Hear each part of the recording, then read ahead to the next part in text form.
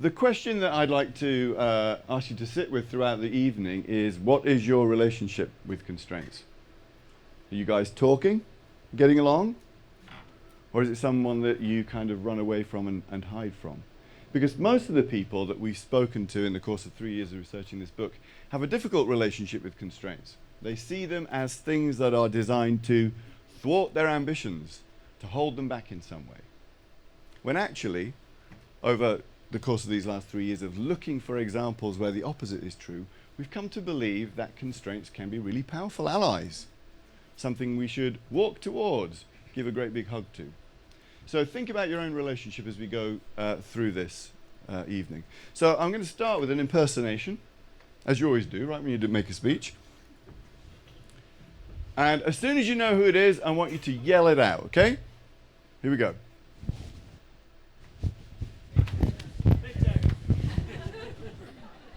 You're a little too quick. I was quite enjoying that. Yes, it's Mick Jagger. Mick Jagger. Jagger, back in the early days of the Stones, had to get on stage, probably about half the size of this one, with a 5-piece band full of gear. And by the time all the guitarists could get their gear set up, he had about this much to work in. And this is the story that Keith Richards tells of Jagger in the book. He knew that he wanted people to have their eyes on him because he's Mick and there's rivalry in the band. So he invents these signature moves of his as a way of saying to the world, watch.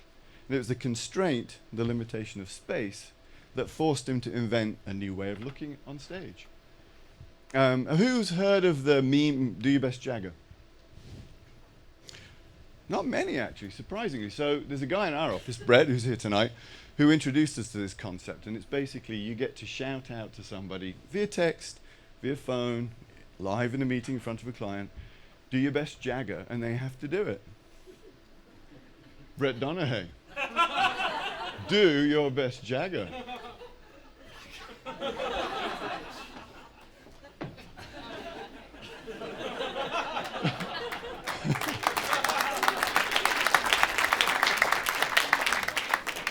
More of a chicken than a rooster, I thought, at the beginning. Thank you, Brett. Anyways, we've had a lot of fun with that. If you don't know the meme, you can enjoy it and put some of your co-workers on the spot. So there's an example in rock and roll. Constraint of space creates all these signature moves. You will be familiar, no doubt, with this guy, Dr. Seuss. No doubt you will know him as Theodore Geisel. Writing in 1952, he was given a challenge by his publisher to write a best-selling book that first graders could not put down. The problem was they gave him a list of 224 words that he had to write the book with. And he almost quit. He went into that place that in the book we call their victim mentality. And you've probably been there when somebody's given you an impossible deadline or halved your budget or cut your team. You get that fat bottom lip. And you didn't think he could do it. And he was about to give up. He decided to give it one last chance, took the first 2 words that were on that list, cat and hat, and wrote The Cat in the Hat, which became the best-selling children's book of all time at that time. It was a record that he then broke later when he was challenged to write another bestseller using just 50 words, Green Eggs and Ham. And I think it's the 8th best-selling book ever, apparently. So, a constraint of the number of words you can use can drive invention in the writing process.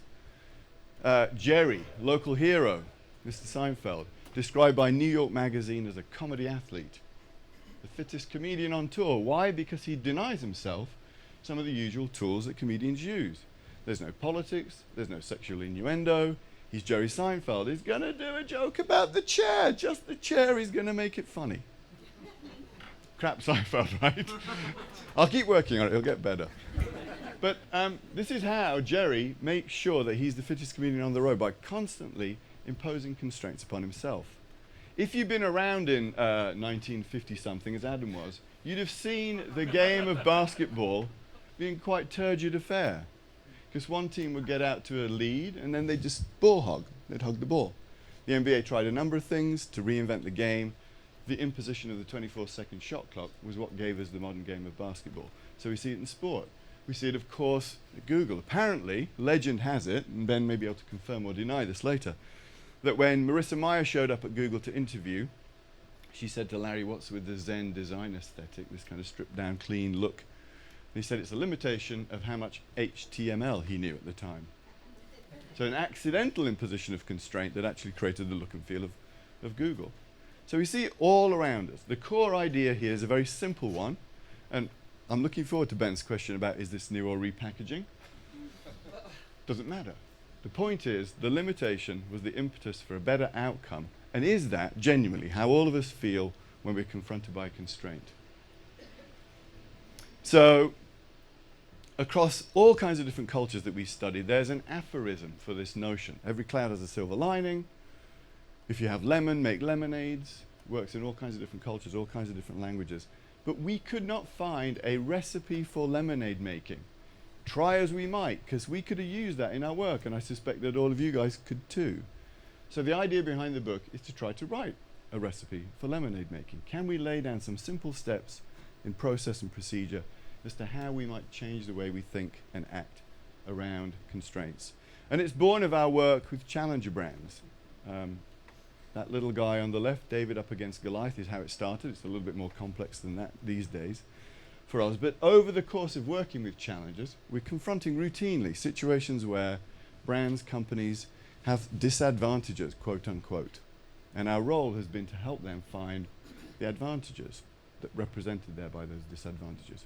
So we're starting to see patterns. We're starting to have some instincts about how this might work and how to work with people on this journey.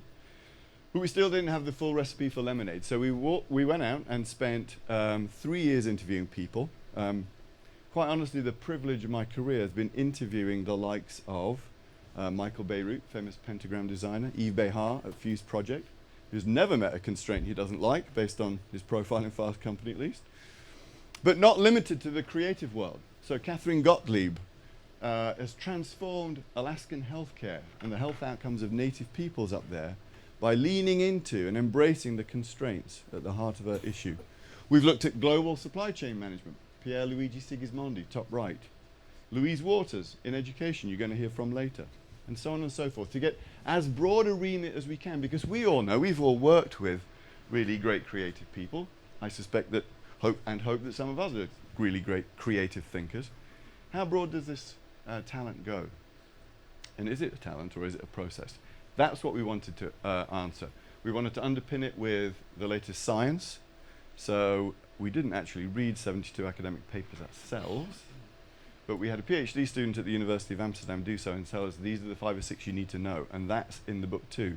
There is a lot of understanding about what's happening in the brain when it confronts constraints and how we might be able to work with what's happening or change what's happening. So there is a process. We aren't going to make this a tutorial on the process, that would be a bit dull. But we are going to talk about number 3, 4, and 5 on this. Asking propelling questions is about how we frame the constraint with our biggest ambitions and couple those two things together is an essential way to start this journey that we want to go on of making our constraints beautiful. Then we're going to do some can-if thinking. It matters how you engage with that propelling question, with positivity, with optimism.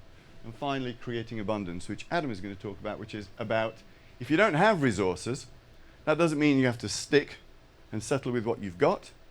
The new definition of resourcefulness in the world is to go out and find it. Go out and make resources so that you don't have less, you have more.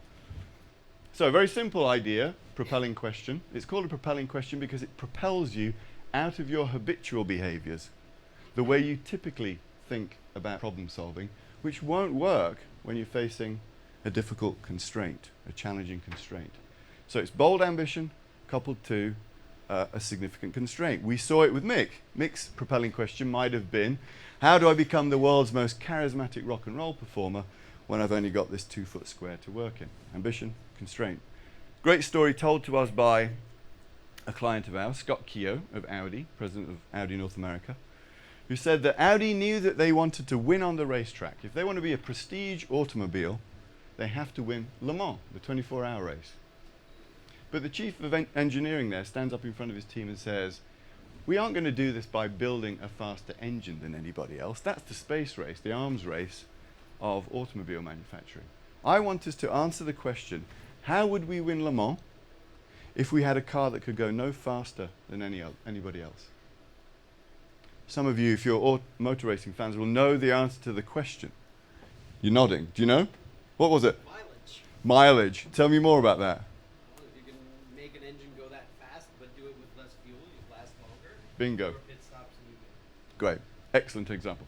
Audi is a progressive automobile manufacturer. It has great diesel technology. The way they win Le Mans is to not race any faster than anybody else, but to stay on the track longer. Less pit stops, win the race.